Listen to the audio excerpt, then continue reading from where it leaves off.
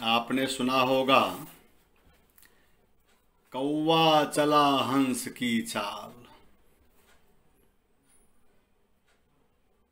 आज यह कौवा भी हंस की चाल चलने की हिम्मत कर रहा है। पहला वीडियो अधूरा था, लीजिए इसको पूरा करता हूँ। नवसिखवा हूँ, इस दोष को आप क्षमा करेंगे। तो मैं चर्चा कर रहा था कि निपातन के कारण कुल जोड़ अटा कुलटा बनता है। वहाँ स्वर संधि का कोई विधान काम नहीं करता।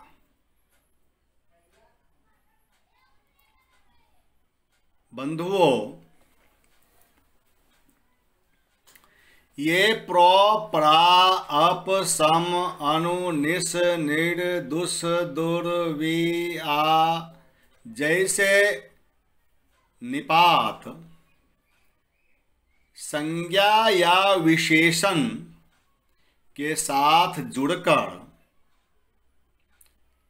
समस्त पदों या सामासिक पदों का निर्माण करते हैं। हम भ्रमवश प्रो परा आदि से जुड़े समस्त पदों को अव्ययी भाव समास के अंतर्गत मान लेने की भूल कर बैठते हैं। ये सिर्फ अव्ययी भाव के अंतर्गत ही नहीं आते हैं, तत्पुरुष समास के विभिन्न उपभेदों के साथ और बहुव्रीहि समास में भी ऐसे समस्त पदों को देखा जाता है। कुछ एक उदाहरणों की चर्चा करते हैं।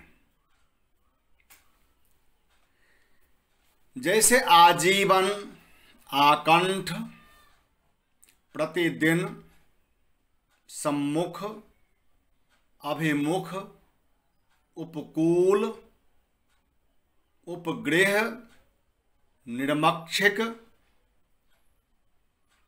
जैसे समस्त पदों को अव्ययी भाव समास के अंतर्गत रखा जाता है। ठीक वैसे ही उपसर्ग निर्मित समस्त पद प्राचार्य, प्रज्ञ, निधि, सुलभ को तत्पुरुष समास के अंतर्गत और सपरिवार, निर्बल,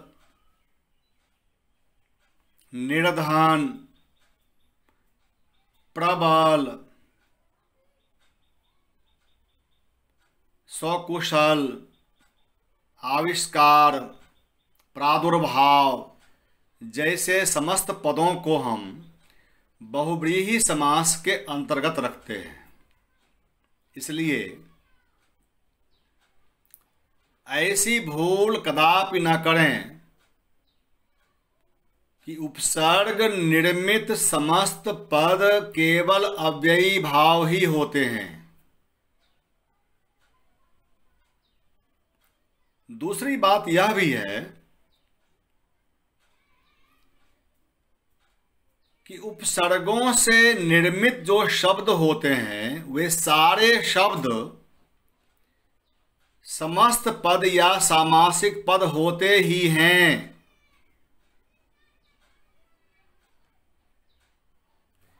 एक बात और ध्यान दें कि संस्कृत में उपसर्गों का प्रयोग धातुओं के पूर्व भी किया जाता है। संस्कृत के छात्र अध्यापक गण इससे अवगत होंगे।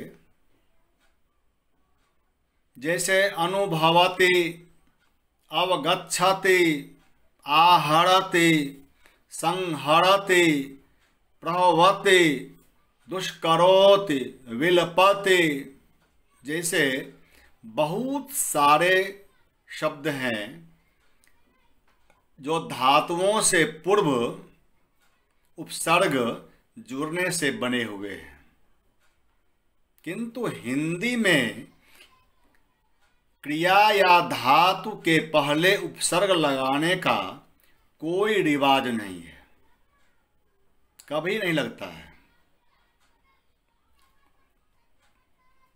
एक बात और गौर करें कि दुर और दुस उपसर्ग दोनों एक ही भाव के द्योतक हैं। दो ह्रस्व उकार रो हलंत या दो ह्रस्व उकार दंत्य सौ हलंत, तालव्य सौ हलंत या मूर्धन्य सौ हलंत। थोड़ा सा गौर करेंगे इस पर कि दुर उपसर्ग घोष ध्वनियों से पहले लगता है और अघोष दंत्य ध्वनियों से पहले दुस सौ दंत्य सौ हलंत दुस उपसर्ग का प्रयोग होता है। वही अघोष तालव्य ध्वनियां रहने पर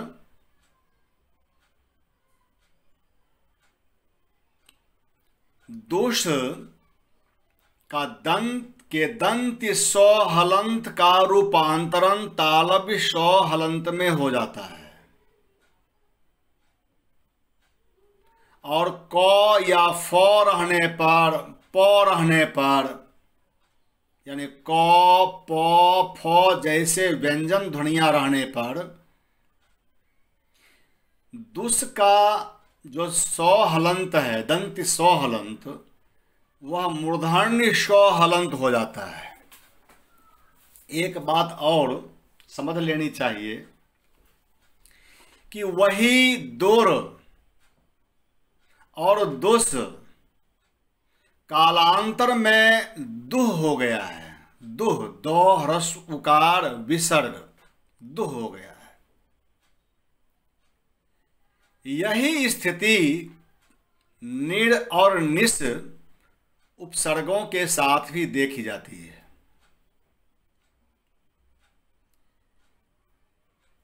ओ उपसर्ग का प्रयोग व्यंजन ध्वनियों से शुरू होने वाले शब्दों के पूर्व करना चाहिए। नकारात्मक भाव पैदा करने के लिए, और आप ऐसा प्रयोग करते भी हैं। आपने गहराई से देखा नहीं होगा, ध्यान नहीं दिया होगा। जैसे सत्य शब्द की प्रथम ध्वनि है सौ, जो व्यंजन है, उसमें हम अ उपसर्ग जोड़कर असत्य शब्द का निर्माण करते हैं, जो सत्य का विलोमार्थी होता है।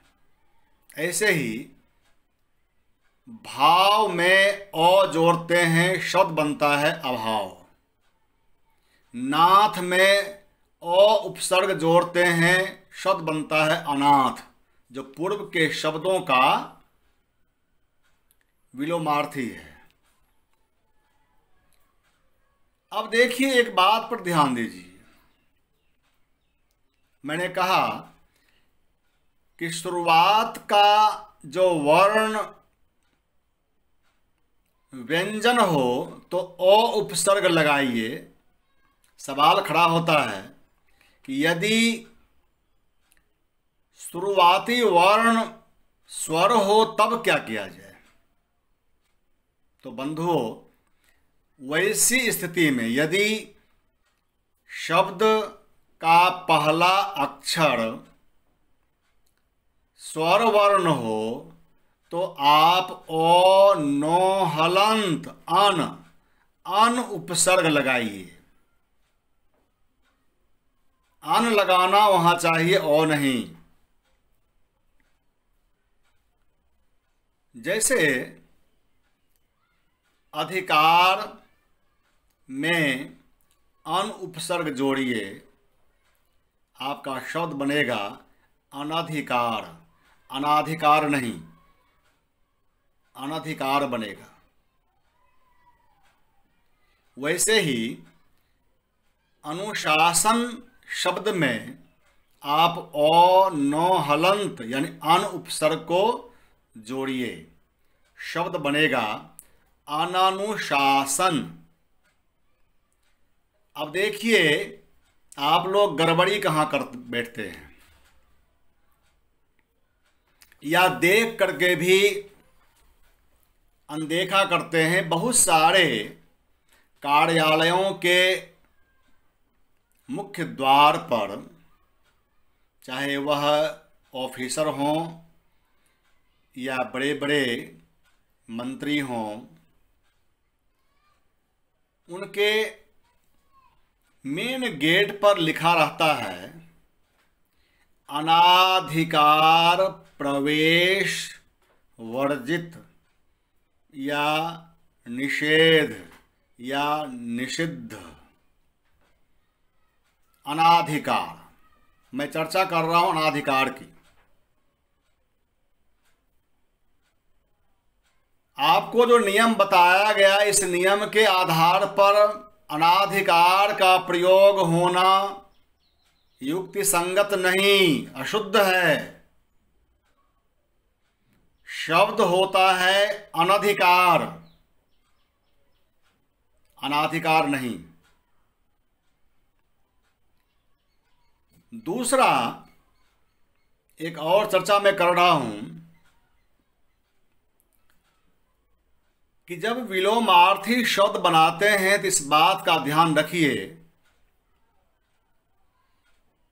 कि संज्ञा का विलोमार्थी संज्ञा हो, सर्वनाम का सर्वनाम हो, विशेषण का विशेषण हो, क्रिया का क्रिया हो और अव्यय का अव्यय ही होना चाहिए। ऐसा घालमेल आप कदापि न करें कि संज्ञा का विलोमार्थी या विशेषण लिख दीजिए और अराजकता हो जाएगी। और आप करते हैं ऐसा। अभी अभी आपको एक शब्द बताया गया अननुशासन। अनुशासन शब्द संज्ञा है और अनुशासनहीन विशेषण है। तो क्या अनुशासन का विलोमार्थी अनुशासनहीन होगा? अनुशासन का विलोमार्थी अननुशासन ही होगा। बंधुओं, इसीलिए बार बार यह चर्चा की जाती है। आपसे मैं कहता हूं कि रटने पर ध्यान कम दीजिए। कर्ण की भांति रण क्षेत्र में आप उसे भूल जाएंगे। नियमों को समझिए, चिंतन मनन कीजिए, उदाहरण सामने रखिए और नियम से परखिए, तौलिए उस पर। वह आजीवन आपको याद रहेगा। खूब रट करके बहुत सारे शब्दों को आप याद कर लेते हैं, प्रयोग में आता नहीं, बस परीक्षा तक या फिर सफलता तक बार बार दोहराना तिहराना ऐसा करते रहने से वह शब्द कभी आपका बनता नहीं है। भले ही परीक्षा में आप पास कर जाएं, अधिकतम अंक ले आएं, आपकी मुराद पूरी हो जाए, लेकिन ऐसा होता नहीं है कि वह आपके ब्रेन में अस्थायी रूप से जगह बनाकर रख सके। पढ़ना अलग चीज है और सीखना अलग चीज। मैं इसकी परवाह नहीं करता और ऐसी अपेक्षा भी नहीं करता हूं कि मेरे इस चैनल के बहुत सारे सब्सक्राइबर हो जाएं। कोई ज़रूरत नहीं है, 10-20 ही होंगे काफ़ी है। एक मोमबत्ती, एक दीपक हजारों लाखों करोड़ों दीपों को प्रज्वलित कर देता है। या तो शौक से ऐसा किया जा रहा है ताकि मैं भी वीडियो बनाकर देखूं कि कैसा लगता है, मैं कैसा दिखता हूं, लोग कमेंट में क्या क्या करते हैं। एक ने तो कमेंट में ऐसा कहा कि माथा में भुस्सा भरा हुआ है। ऑडियो डाल दिए हैं, वीडियो डालते। तो चलिए भाई, जिसके पास माथा है उसी के पास वही भुस्सा भी रख सकता है। जिसको माथा ही नहीं है वह भुस्सा भी कहाँ से रख पाएगा। चलते चलते एक बात की चर्चा मैं और कर दूं कि संधि के कारण अघोष व्यंजन क और प से पहले र हलंत का प्रायः विसर्ग हो जाया करता है। जैसे अंतरपुर हम नहीं लिखते हैं या अंतरकरण नहीं लिखते हैं, हम लिखते हैं अंतःपुर, अंतःकरण। वहीं पर यदि प और क ध्वनियां ना हो, इसके अलावा कोई अन्य ध्वनि हो, तो वह र हलंत के रूप में या फिर वह वही र हलंत रेफ के रूप में प्रयोग में आता है। जैसे अंतरराष्ट्रीय या अंतर्राष्ट्रीय, अंतर्यामी, अंतर्मन, अंतरिक्ष। अब देखिए, मैंने बताया आपको कि क या प ध्वनि रहे तो र हलंत का प्रयोग ना करके उसके बदले में विसर्ग का प्रयोग करना चाहिए। अब देखिए, अंतर जोड़ मन, अंतर्मन, अंतर जोड़ करण, अंतःकरण, अंतर जोड़ राष्ट्रीय, अंतरराष्ट्रीय या अंतर्राष्ट्रीय, किंतु अंतः जोड़ पुर, अंतर जोड़ पुर, अंतःपुर, अंतःपुर, अंतःकरण, लेकिन अंतरिक्ष, अंतर्मन, अंतर्राष्ट्रीय, अंतर्यामी। चलिए, आज भर के लिए इतना ही। धन्यवाद।